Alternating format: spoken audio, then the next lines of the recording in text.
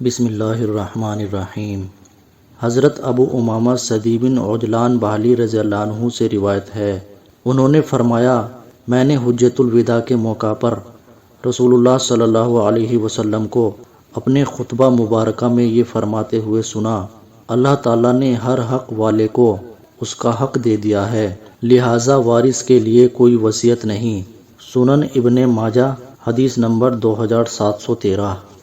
حضرت عبداللہ بن مسعود رضی اللہ عنہ سے روایت ہے کہ رسول اللہ صلی اللہ علیہ وسلم نے فرمایا، جو مسلمان آدمی اس بات کی گواہی دیتا ہے کہ اللہ تعالیٰ کے سوا کوئی معبود نہیں اور میں محمد صلی اللہ علیہ وسلم اللہ کا رسول ہوں، اسے قتل کرنا حلال نہیں سوائے 3 افراد کے: جان کے بدلے میں جان، شادی شدہ زانی، اور اپنے دین کو چھوڑ کر مسلمانوں کی جماعت سے الگ ہو جانے والا۔ سنن ابن ماجہ حدیث نمبر 2534۔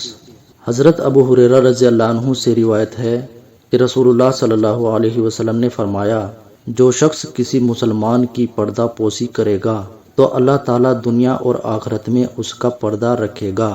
سنن ابن ماجہ حدیث نمبر 2544۔ اللہ تعالیٰ ہم سب کو عمل کی توفیق عطا فرمائے، آمین۔